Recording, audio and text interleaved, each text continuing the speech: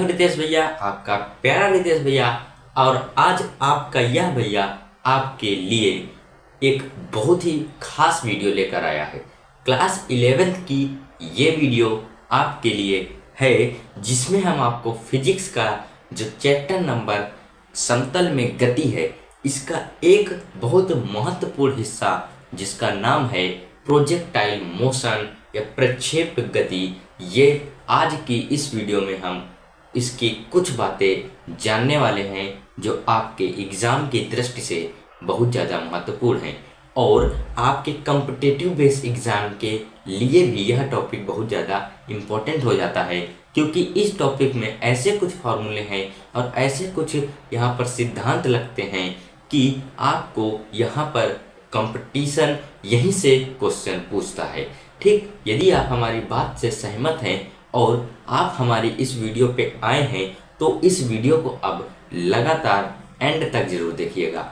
आप में से बहुत सारे ऐसे बच्चे होंगे जिसने अभी तक 11th की फिजिक्स देखी तक ना होगी, क्योंकि जब कोई बच्चा क्लास 10th से 11th में आता है तो उसे ऐसा लगता है कि वह अब आराम करेगा, क्योंकि अभी तक हमने बहुत सारी पढ़ाई कर ली है हाई स्कूल तक। ठीक, तो अब आप क्या दिमाग रखते हैं कि अब हमको पढ़ाई नहीं करनी है, अब हमको सीधे मस्ती करनी है और आराम से नहीं कुछ करना है। लेकिन जब बात आती है आपके एग्ज़ाम में आपको लिखने के लिए उत्तर, तो आपके दिमाग में कुछ नहीं चलता है, कुछ भी नहीं आता है हम क्या लिखें। इसलिए आपको यहाँ पर 11th की जो फिजिक्स है या 11th के जो सब्जेक्ट्स हैं उनको आपको पकड़ बनानी पड़ेगी। इसलिए आप आज यहाँ पर हमारी इस वीडियो में जब आए हैं तो इस वीडियो को ज़रूर एंड तक देखिएगा। ठीक, यहाँ पर लाइटिंग की जो व्यवस्था है, पता नहीं ये क्यों नहीं सही हो रहा है, इसको हम सही करने की बहुत ज़्यादा कोशिश कर रहे हैं, लेकिन अब हम कुछ ऐसा यहाँ पर तरीका निकालेंगे कि यहाँ पर जो आपको यहाँ पर चमक रहा है, जब हम यहाँ पर लिखेंगे तो हम लाइट थोड़ा और धीमे कर लेंगे। ठीक, ये आपको समझा दिए हैं पहले ही। ठीक है, तो आइए अब ज़्यादा बकवास न किए हम अपने इस प्यारी सी क्लास में देखिए। प्रक्षेप गति को पढ़ने से पहले आपको यह पढ़ना पड़ेगा कि प्रक्षेप या प्रोजेक्टाइल होता क्या है। ठीक, प्रोजेक्टाइल का मतलब यही है कि यदि हम किसी वस्तु को किसी समतल से, समझ रहे हैं, यदि हम किसी वस्तु को किसी समतल से निम्न वेग से, मतलब ऐसा वेग दें कि वह एक परवलयाकार पथ में जाए। जैसे मान लीजिए हम यहाँ से इस वस्तु को, और हम थोड़ा लाइट धीमे कर देते हैं ताकि आपको अच्छे तरीके से विजिबल हो। ठीक है, अब देखिए यहाँ पर हमने ये बनाया है एक पथ, यहाँ पर हमने एक ये पथ बना दिया है, जिसमें से आपको ये पता होना चाहिए कि ये हमारी एक वस्तु है। यदि हम इस वस्तु को कुछ इस तरीके से फेंकते हैं और हमारा जो पथ, यह वस्तु जो पथ ग्रहण करती है वह परवलयाकार होना चाहिए। कैसा पथ होना चाहिए? परवलयाकार। तो परवलयाकार कैसे होगा पथ? इस तरीके से ये होता है परवलयाकार। इसकी जो एक ये ऊंचाई आएगी ये। तो यहाँ पर जो प्रक्षेप के बारे में हम बता रहे हैं, प्रक्षेप क्या है? यहाँ पर वही प्रक्षेप है जो वस्तु यहाँ से फेंकी जा रही है, मतलब जो वस्तु समतल से फेंकी जा रही है उसको हम प्रक्षेप कहते हैं। यहाँ तक बात यदि आपको समझ आई है तो अच्छी बात है। ठीक, यदि यहाँ पर प्रक्षेप गति होती कौन सी अवस्थाओं में है तो ये समझिए, यदि हम प्रक्षेप गति में जो प्रक्षेप है या वस्तु है उसका वेग अधिक न करें, हल्के मतलब एक मध्यम वेग तक रखें और बहुत तेज वेग से ना फेंकें। इस तरीके से नहीं कि तेज वेग से फेंक देंगे और ज़्यादा ऊंचाई से ना फेंकें, एकदम लंबवत ना फेंकें। जैसे आपने फेंका, ये वस्तु ली है और आपने ऐसे सीधा सीधा फेंक दिया और ये वस्तु अब ऐसे आ गई, तो ये एक परवलयाकार पथ नहीं माना जाएगा, मतलब ये एक हमारी प्रक्षेप गति में नहीं आएगी। इस तरीके से आप समझ पा रहे होंगे। मतलब किसी वस्तु को हम गुरुत्वीय त्वरण के अंतर्गत फेंकते हैं और वह वस्तु प्रक्षेप मतलब परवलयाकार पथ ग्रहण कर लेती है, तो ऐसे पथ को या ऐसे वस्तु को हम बोलते हैं परवलयाकार पथ और उसी गति को हम बोलते हैं प्रक्षेप गति। इतनी बात जब आपको समझ आती है तो इतनी बात आने का मतलब है कि अच्छी बात है, आप समझ पा रहे हैं। ठीक है, आपके ये जो भैया हैं इस टॉपिक को धुआं करके आपको समझाएंगे। ठीक, अब देखिए प्रक्षेप जब आप समझ गए हैं मतलब कि किसी वस्तु को जब हम देखिए दोबारा समझाते हैं, किसी वस्तु को जब हम समतल से गुरुत्वीय त्वरण के अंतर्गत हम फेंकते हैं और वह वस्तु पथ ऐसा ग्रहण करे जो परवलयाकार हो। परवलयाकार पथ का मतलब क्या है, इस तरीके से। ठीक, तो अब हम यहाँ पर समझ चुके हैं कि प्रक्षेप गति कब होती है। इतनी बात जब आपने समझ ली है तो आगे बढ़ते हैं। क्या है कि यदि हमने यह बोला है कि यहाँ हमारी जो वस्तु है वो परवलयाकार पथ ग्रहण कर रही है, तो परवलयाकार पथ कैसे ग्रहण कर रही है, मतलब यह वस्तु जिसने परवलयाकार पथ ग्रहण किया है इसने कैसे ग्रहण किया, इसको अब हम सिद्ध करने वाले हैं। यहाँ से आपको एग्जाम में क्वेश्चन आता है कि सिद्ध कीजिए कि जो वस्तु द्वारा तय किया गया पथ परवलयाकार होगा। ठीक, तो अब हम यहाँ पे आपको सिद्ध करके दिखाएंगे कि जो वस्तु द्वारा पथ है, जो ग्रहण किया गया पथ है, वह परवलयाकार कैसे होता है। ठीक, तो देखिए यहाँ पर हम आपको एक डायग्राम बनाएंगे और उसको जब आप समझेंगे तब आपको यहाँ पर सारी चीज़ें क्लियर होने वाली हैं। कुछ बेसिक टर्म्स हैं वो समझिए, फिर उसके बाद आप डायग्राम को समझिएगा। देखिए यहाँ पर मान लीजिए ये आपके पास एक समतल है, ये क्या है, समतल तल। समतल तल है, समतल है मतलब समतल तल है, समझ रहे हैं कि प्लेन सरफेस है। ठीक, तो प्लेन सरफेस से यदि हम किसी वस्तु को इस तरीके से फेंकते हैं, कुछ इस तरीके से, तो इसका मतलब है वह एक्स अक्ष में भी चल रही है। यदि हम इसको एक्स और वाई अक्ष में विभाजित कर लें इस तरीके से, इसको मान लें एक्स अक्ष और इसको मान लें वाई अक्ष, तो यह एक्स अक्ष में भी चल रही है और वाई अक्ष में भी चल रही है इस तरीके से। मतलब यह एक्स अक्ष में भी जा रही है और वाई अक्ष में भी जा रही है। एक्स अक्ष में दूरी तय की इसने कितना, एक्स, और वाई अक्ष में इसमें दूरी कर ली वाई। ओके, जब आपको यह बात समझ आती है, बेसिक टर्म है ये आप समझिएगा। ठीक, और कितने वेग से हमने इसको फेंका है, u वेग से फेंका है। ठीक, तो अब यह वस्तु कुछ इस तरीके से ऐसे इस तरीके से चलेगी। मतलब समझ रहे हैं कि हम क्या कहना चाह रहे हैं। हाँ, यदि आप समझ रहे हैं तो बहुत ही अच्छी बात है, इस तरीके से यह वस्तु चलेगी। अब हमको यही सिद्ध करना है कि यह कैसा पथ है। ठीक, अब देखिए यहाँ तक जब आप समझ रहे हैं कि यदि हम वस्तु को u वेग से फेंकते हैं तो वस्तु हमारी इस तरीके से चलेगी, मतलब x अक्ष में भी चलेगी और y अक्ष में भी चलेगी। ठीक, अब क्या होगा, आपने ये थीटा एंगल पर फेंक रहे हैं, ठीक है, थीटा एंगल पर, तो आपने पढ़ा होगा सदिश विश्लेषण में क्या कि यदि हम किसी का घटक करते हैं, जैसे अगर हम u के घटक करें तो एक इसके जिस रेखा के अनुदिश हमारा जो थीटा है उसके अनुदिश यदि हम एक घटक निकालते हैं तो u cos थीटा आता है। क्या आता है, u cos थीटा, ये।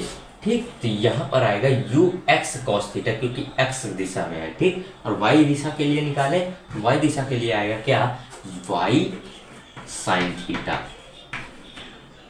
ठीक है, मतलब u y cos sin theta, क्योंकि u के निकाल रहे हैं ना, तो u y sin थीटा और u x cos थीटा, ये हमारे क्या आ गए, इसके घटक आ गए। घटक निकालना जानते हैं, हाँ, और आना भी चाहिए कि घटक क्या होते हैं। ठीक है, अब यहाँ पर क्या क्या होता है ये टर्म समझिए।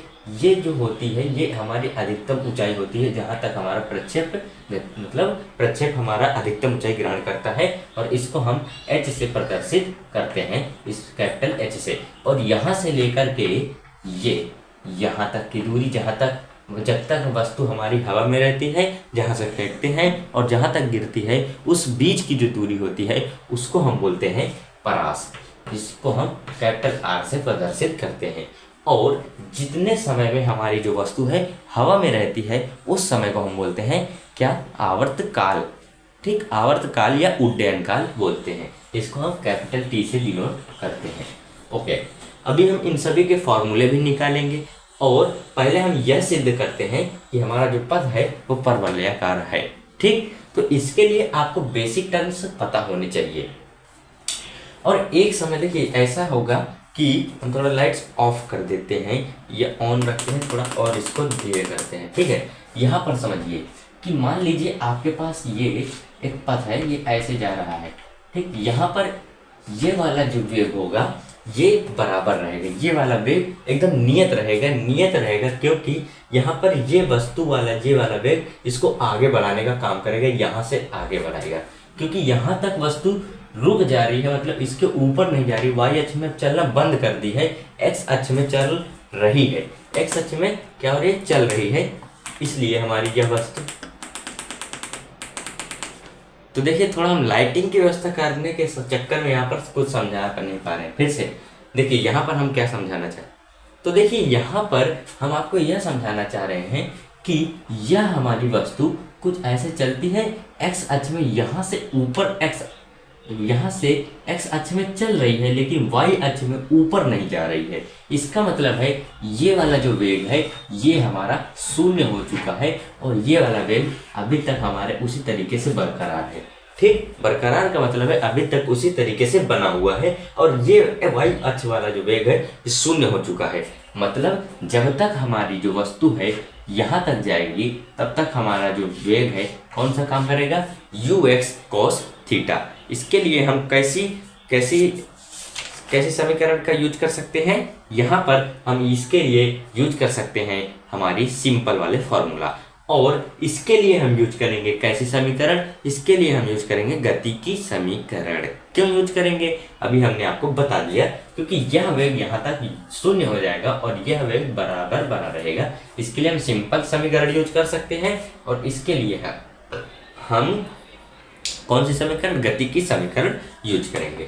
इतनी बात जब आपको समझ आती है तो अब आप यहाँ तक समझ चुके हैं। अब आगे की जो डेफिनेशन है, आगे की जो चीज़ें हैं वो हम आपको लिख के बताते हैं और आप इसको नोट कर लीजिए और ये डायग्राम बना लीजिए। ठीक है, तो देखिए यहाँ पर हमने ये डायग्राम बना लिया है। अब इससे लेवल जो हमारी चीजें हैं उनको हम यहाँ पे लिखते हैं। सबसे पहले हम एक्स अक्ष में लिखेंगे, ये एक्स अक्ष है और ये वाई अक्ष है। ठीक है, तो एक्स अक्ष के लिए तो एक्स अक्ष में हम सिंपल वाले सूत्र लगाएंगे, जैसे दूरी बराबर हमारा होता है 4 बराबर दूरी बराबर सॉरी 4 बराबर दूरी बटे समय होता है, तो दूरी बराबर क्या रहेगा, 4 बराबर ऐसे सूत्र को हम इसमें प्रयोग करेंगे, दूरी बटे समय ये होता है। और एक्स अक्ष की बात है, अब हमको चाहिए दूरी, क्योंकि ये वाली दूरी यहाँ से यहाँ तक की दूरी ये वाली निकालना चाह रहे हैं। तो दूरी निकालने के लिए हम इस दूरी को क्या बोलेंगे, एक्स बोलेंगे, तो इस दूरी को हमने एक्स बोल दिया। ठीक, अब दूरी बराबर करेंगे 4 बटे समय, और 4 कौन सी लेंगे, क्योंकि एक्स दिशा में निकालना है तो एक्स दिशा में निकालेंगे, मतलब यू एक्स cos थीटा और इनटू समय हमारा t हो जाएगा। तो ये हमारे पास समीकरण आई है, इसको समीकरण नंबर 1 दे दीजिए। ठीक, जब इतनी बात आप समझ रहे हैं इसका मतलब आप हर एक चीज समझ पा रहे हैं। ठीक, अब यहाँ पर एक्स दिशा में हमने निकाल लिया है, अब हम y दिशा की बात करते हैं। तो y दिशा के लिए मतलब y अक्ष या y दिशा के लिए ऐसे बोल लीजिए कि y दिशा के लिए, तो y दिशा के लिए हम क्या करेंगे, सबसे पहले y दिशा में हम ये वाला समीकरण लगाएंगे, x बराबर ut प्लस हाफ at, इसका ये समीकरण हमारी गति की सेकंड समीकरण। ठीक है, इसको यहाँ पर यूज करते हैं और कैसे यूज करेंगे समझते रहिएगा। यहाँ पर जो a है त्वरण, ये a बराबर है g के, और माइनस g होगा क्योंकि जो गुरुत्वीय त्वरण है हमेशा पृथ्वी की ओर लगता है, पृथ्वी के केंद्र की ओर लगता है। ठीक है, अब जब ये समझ रहे हैं तो x की वैल्यू जब हम निकालेंगे तो x की वैल्यू क्या आ जाएगी, यहाँ से यहाँ तक क्या है, ये y है, तो y क्या है, और यहाँ से यहाँ तक क्या है, x है, ये बता दिया सामने। तो y बराबर आ जाएगा यहाँ पे u y हो जाएगा, क्योंकि y दिशा की बात हो रही है, तो u y की वैल्यू हमारे पास क्या है, u y sin theta into t plus ये t है। ठीक है, ये वाला t, ये जैसे लिख देता हूँ। ठीक है, अब हाफ a के जगह पर आगे बताए माइनस g और t के जगह पर t स्क्वायर लगा दीजिए। ठीक, अब देखिए क्या करेंगे, यहाँ से अगर हम इस t की पहले समीकरण से हम t की वैल्यू निकालें तो t की वैल्यू आ जाएगी आपके पास x upon u x cos theta, क्या रहेगा, x upon u x cos theta, ये आपके पास t की वैल्यू रहेगी। और इस t की वैल्यू को हम इसमें रख देंगे, तो रखिए y बराबर u y sin थीटा और t की वैल्यू क्या है, x upon u x cos theta, बन जाएंगे। अब ये माइनस ये प्लस है तो माइनस लगा लीजिए, हाफ g, अब t स्क्वायर का इसका स्क्वायर होगा x square upon u x square और cos स्क्वायर थीटा। ठीक, अब यहाँ पर जो भी कर रहा है वो काट दीजिए। ठीक है, तो देखिए यहाँ पर हमारे अकॉर्डिंग यहाँ पर क्या कटेगा, ये u y से u x कर जाएगा, मतलब u से u कर जाएगा, वेग से वेग यहाँ पर खत्म हो जाएगा। ये x दिशा के लिए हमने यहाँ पर लिखा था, और क्योंकि हमने इसके घटक किए u से, तो u के घटक हमारे पास u cos थीटा और u sin थीटा आएगा, इसलिए u से u खत्म हो जाएगा। अब क्या होगा, अगले स्टेप में थोड़ा और लाइटिंग कम कर लेते हैं, सॉरी ये हम चेंज कर दिए। हाँ, अभी आपको समझ, अभी आपको दिखाई दे रहा होगा। ठीक, तो u y या y बराबर हम लिखेंगे, देखिए यहाँ पर समझिए, अब sin theta upon cos theta, ये होता है tan थीटा और x tan थीटा हो जाएगा, मतलब x tan थीटा माइनस अब क्या है, half g x square upon u square cos square theta. अब देखिए ये वाली हमारे पास ये जो समीकरण आई है, ये समीकरण आ चुकी है परवलयाकार की। अब परवलयाकार की एक शर्त होती है कि जो हमारा y बराबर होता है y अक्ष की दिशा x स्क्वायर के समानुपाती होती है, अगर y हमारा समानुपाती होगा x स्क्वायर के तब हमारा ये पथ परवलयाकार होगा। तो आप यहाँ से देख पाएंगे y और ये x स्क्वायर, ये दोनों हमारे कैसे हैं एक दूसरे के क्या है, समानुपाती है, और जो समानुपाती होते हैं तो यहाँ पर क्या हो जाता है, ये दोनों हमारे एक दूसरे के समानुपाती है, तो ये दोनों यह प्रदर्शित कर रहे हैं कि जो हमारा वस्तु ने पथ ग्रहण किया है वह पथ हमारा कैसा है, परवलयाकार पथ है। इतनी बार जब आप समझ चुके हैं तो इससे अच्छी क्या बात होगी। ओके, तो आइए अब हम प्रक्षेप संबंधित प्रक्षेप का जो उड्डयन काल का सूत्र है उसे निकालते हैं। तो देखिए यहाँ पर हमने आपके लिए हेडिंग डाल दी है कि प्रक्षेप्य का उड्डयन काल। तो प्रक्षेप्य का उड्डयन काल का मतलब क्या होता है, देखिए प्रक्षेप जितने समय तक हवा में रहता है उसे उस प्रक्षेप का हम उड्डयन काल कहते हैं। मतलब यहाँ से हमारा प्रक्षेप चल रहा है और जब तक हमारा जमीन तक नहीं आ जा रहा है और जितने समय तक हमारा जो प्रक्षेप है वो हवा में रुका हुआ है, लटका हुआ है, चल रहा है, तो उस समय को ही हम बोलते हैं प्रक्षेप का उड्डयन काल, जिसे हम कैपिटल T से प्रदर्शित करते हैं। अब हम क्या करते हैं कि हम अब इसका डेरिवेशन करते हैं और इसका जो फॉर्मूला है उसको यहाँ पर डिराइव करते हैं। ठीक, तो देखिए फॉर्मूला कैसे डिराइव करेंगे ये आपको समझना होगा, क्योंकि ये आपके एग्जाम में आता है। तो देखिए सबसे पहले हम मान लेंगे कि O से प्रक्षेप पथ के अधिकतम बिंदु P तक पहुंचने में प्रक्षेप t समय लेता है। मतलब प्रक्षेप O से यहाँ तक अधिकतम बिंदु P तक पहुंचने में t समय लेता है। ओके, इतनी बात यदि हम यहाँ पे लिखते हैं तो आप ध्यानपूर्वक समझिए। हम लिखते हैं क्या,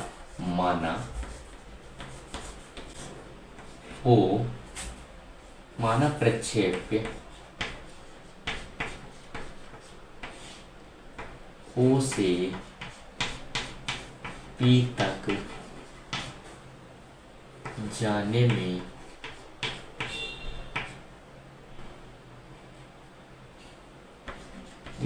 t समय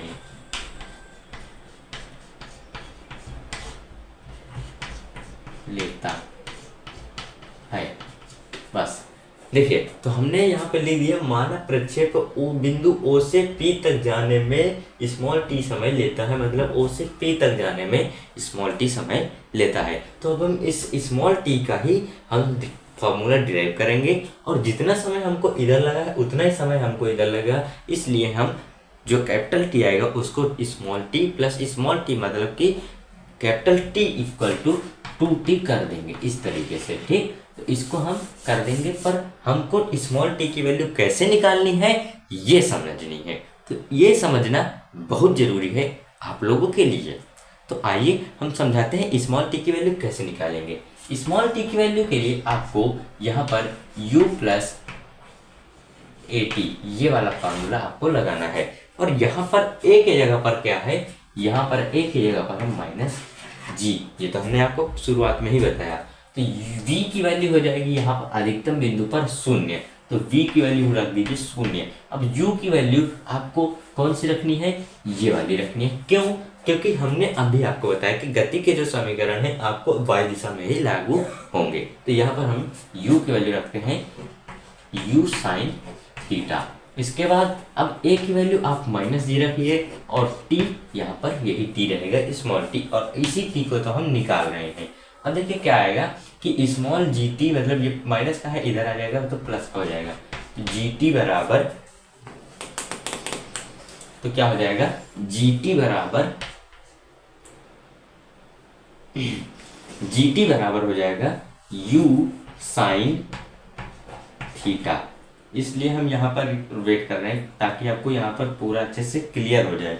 ठीक, तो देखिए यहाँ पर gt बराबर हमने ये लिख दिया। अब t बराबर आ जाएगा u sin theta upon g। ये आपका फार्मूला आ गया g का।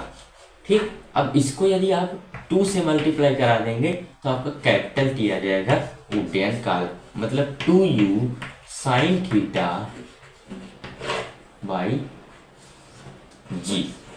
ये लीजिए, ये आपका फॉर्मूला आ गया। ठीक है, ये समझ रहे हैं। तो ये जब आप समझ पा रहे हैं तो बहुत अच्छी बात है आप लोगों के लिए। ठीक है, अब देखिए जब आपका प्रक्षेप का मान 90 मतलब थीटा का मान जब 90 डिग्री होगा तो यहाँ पर जो आवर्त काल है वो सबसे अधिक होगा, क्योंकि डायरेक्ट थीटा पर ये क्या कर रहा है, ऐसे प्रोपोर्शनल है ना डायरेक्ट थीटा पे। तो ये अगर थीटा बढ़ेगा तो ये बढ़ेगा और थीटा घटेगा तो ये भी घटेगा। इसका मतलब यहाँ पर ये है कि थीटा यदि हमारा बड़ा होगा तो आवर्तकाल अधिक होगा या बढ़ेगा। ठीक, ये फार्मूला आप तब लगाएंगे जब आपके पास थीटा दिया हो। यदि नहीं दिया है तो आप सीधे सीधे लिख सकते हैं कैपिटल T बराबर 2u बाई g। ये किस लिए है, ये अधिकतम समय के लिए है। तो क्योंकि यहाँ पर साइन थीटा में यदि थीटा की वैल्यू आ जाएगी आपके पास 90 डिग्री, और 90 डिग्री में साइन की वैल्यू होती है 1 और 1 होती है, इसलिए यहाँ पर ये फार्मूला आ जाएगा t बराबर 2u/g। ठीक, यदि आपने ये फार्मूला निकालना सीख लिया है तो अब आइए अब हम निकालते हैं अपना जो नेक्स्ट फार्मूला है उसको। आप इसका स्क्रीनशॉट ले लीजिए। ओके, आपने ले लिया होगा स्क्रीनशॉट। आइए अब हम अपना नेक्स्ट फार्मूला डिराइव करते हैं। तो देखिए, जैसा कि अभी तक हमने किया है क्या कि अब हम यहाँ पर लिखा है कि अगला जो हमारा है प्रक्षेप की ऊंचाई, जिसको हम इस कैपिटल H से प्रदर्शित करते हैं। अब हम इसका फार्मूला यहाँ पे निकालने वाले हैं। तो आप समझ चुके हैं कि अब हम क्या करने वाले हैं। ठीक, अब इसका फार्मूला निकालने के लिए आपको, जैसा कि अभी हमने पिछले फार्मूले में बताया, वैसा ही करना है। बस आपको हमारी बातों पर और हमारा जो हाथ चल रहा है इस पर ध्यान देना है। ठीक, तो बस हमें आप पर विश्वास है और आपको हम पर विश्वास है, इसलिए अब हम यहाँ पर स्टार्ट करते हैं।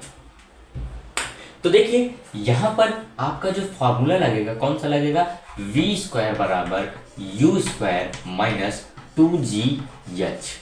ये आप फार्मूला जब लगाएंगे तो ये 2gh हो सकता है या 2as हो सकता है।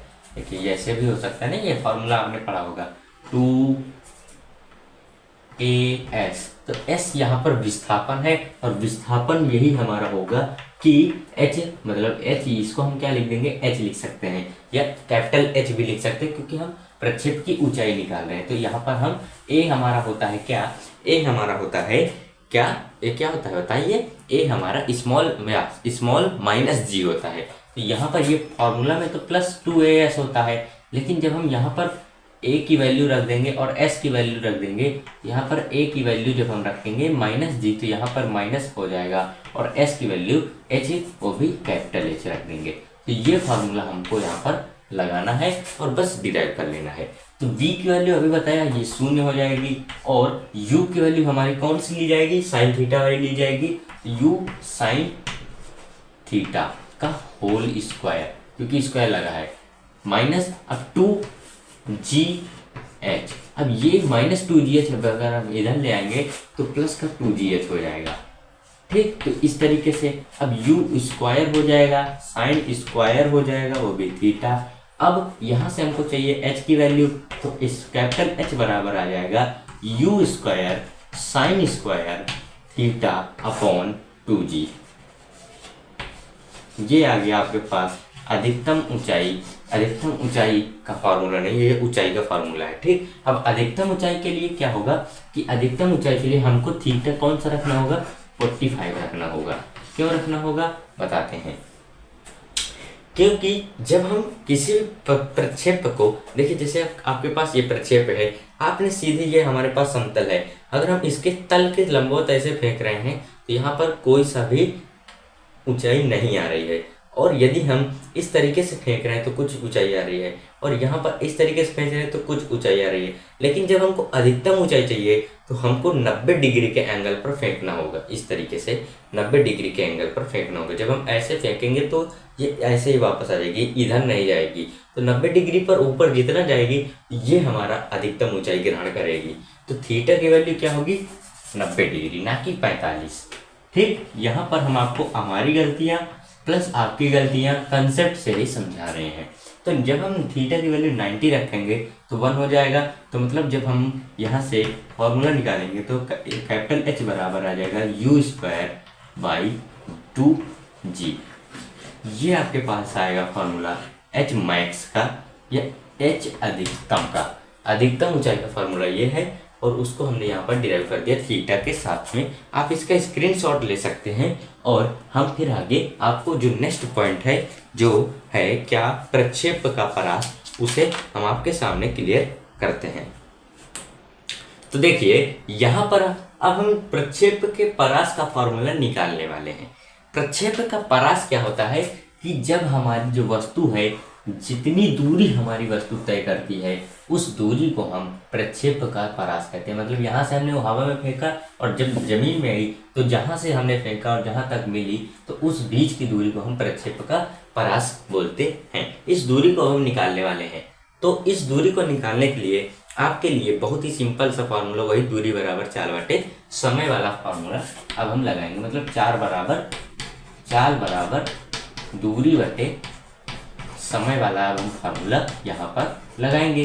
क्यों लगाएंगे? क्योंकि अब हमको इस दिशा में जाना है, इस दिशा की अब हम निकाल रहे हैं, क्या दूरी निकाल रहे हैं। तो इस दिशा की जब हम दूरी निकालेंगे ये सिंपल वाला फार्मूला लगाएंगे।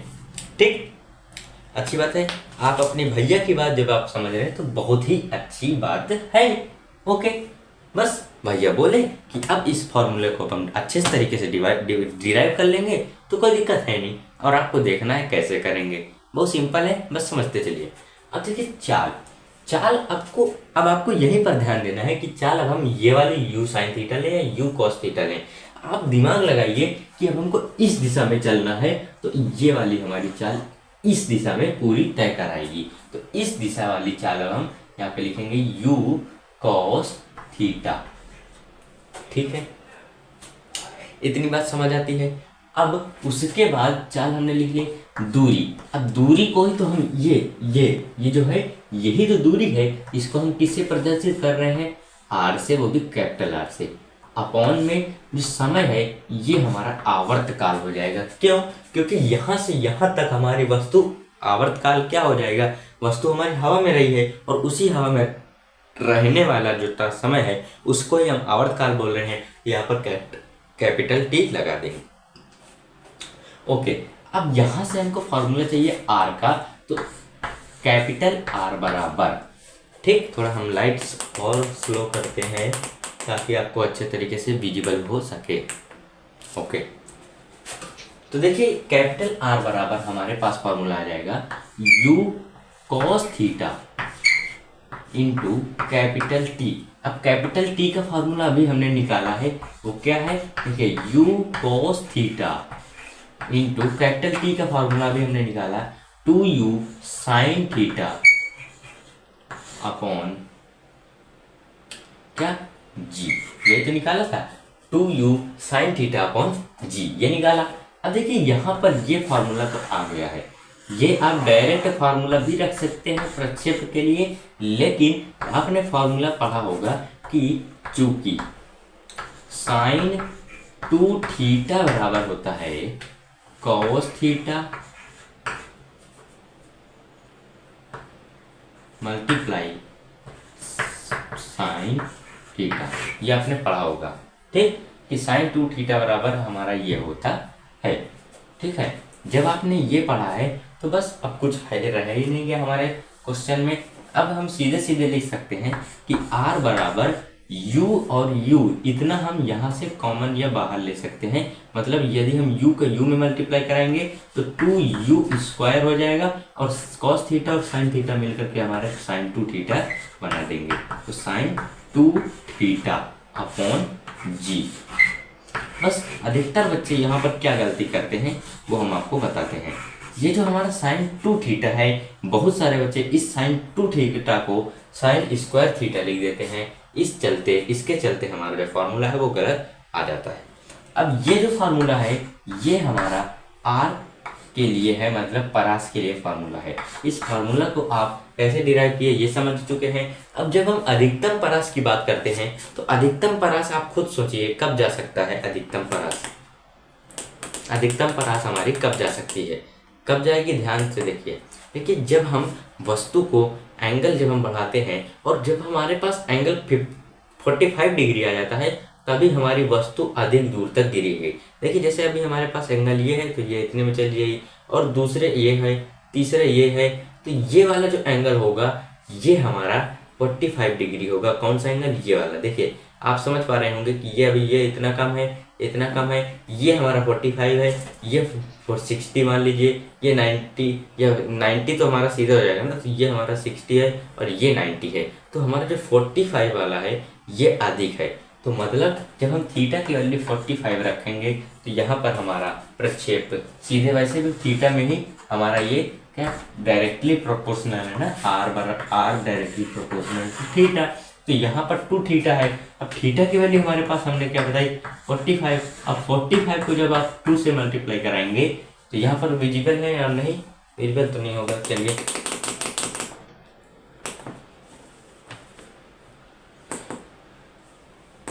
अभी विजिबल है, ठीक है। अब हमने क्या किया कि 45 हमने थीटा की वैल्यू रख दी। अब 45 जब हम थीटा की वैल्यू रख देंगे तो थीटा यहाँ पे 2 थीटा है, 2 का मल्टीप्लाई करा देंगे, मतलब थीटा की वैल्यू आ जाएगी 90 और साइन में 90 की वैल्यू होती है 1, मतलब इस पूरे पद की वैल्यू हो जाएगी 1। और मतलब अब हमारे पास आर मैक्स का फार्मूला आ जाएगा, यहीं पर लिखते हैं आर मैक्स बराबर 2u²/g। ये हमारा अधिकतम परास का फॉर्मूला है। देखिए आज की इस वीडियो में हमने यहाँ तक बता दिया है कि अधिकतम परास, अधिकतम ऊंचाई और उड्डयन काल तथा प्रक्षेप का पथ परवलयाकार होता है। ये सभी चीज़ें हमने आपको आज की वीडियो में सिद्ध करके दिखा दी हैं। आप इसका एक स्क्रीनशॉट लीजिए, ठीक है। आपने इसका एक स्क्रीनशॉट ले लिया होगा। अब हम आपको बताने जा रहे हैं कि अब आप यहाँ पर तो देखिए यहाँ पर हमारा जो प्रक्षेप वाला टॉपिक है ये यहाँ पर समाप्त होता है। और इसमें एक चीज और समझिए, प्रक्षेप का पथ जो परवलयाकार होता है उसकी कुछ सीमाएं हैं, वो आपको जानना चाहिए। कौन कौन सी हैं? प्रक्षेप बहुत अधिक ऊंचाई तक नहीं जाना चाहिए। मतलब मान लीजिए प्रक्षेप को आप फेंक रहे हैं और बहुत अधिक ऊंचाई तक जा रहा है, इतनी ऊंचाई तक चला गया कि पृथ्वी की सतह के बाहर चला गया, तो वो परवलयाकार नहीं होगा। अन्यथा जी का मान घटेगा, क्योंकि बाहर चल जाएगा तो जी से मतलब ही नहीं रहेगा। परास अधिक नहीं होनी चाहिए, अर्थात जी का मान परिवर्तित हो जाएगा। परास का मतलब है दूरी अधिक नहीं होनी चाहिए। जैसे अभी हम यहाँ से फेंक रहे हैं तो ज़्यादा दूर ना फेंकें। आपने मिसाइल चला दी, मिसाइल भी तो इसी एंगल पर चलती है। मिसाइलें जानते हैं, बड़ी बड़ी मिसाइलें, तो इस एंगल पर जब हम छोड़ते हैं तो बहुत दूर तक चलती है। मतलब भारत से छोड़ी तो पाकिस्तान में गिर गई, ठीक। तो इस तरीके से हम यहाँ पे समझाने का तरीका है, आप इसको सीरियसली मत लीजिएगा, ठीक है। यहाँ पर बस ऐसे ही बताया जा रहा है कि यदि हम एक देश से दूसरे देश में फेंक रहे तो दूरी जो है, परास जो है वो बढ़ जाएगी, और ये बढ़ेगा तो दिक्कत हो जाएगी। मतलब ये सीमाएं हैं परवलयाकार होने की। प्रक्षेपण का प्रारंभिक वेग अधिक ना हो जिससे वायु का प्रतिरोध नगण्य रहे। मतलब जो प्रारंभिक वेग है वो अधिक ना हो जिससे वायु का जो प्रतिरोध है वो नगण्य रहे, ठीक। ये बात समझ गए? अधिक होगा तो परास बढ़ेगी, ये समझ गए?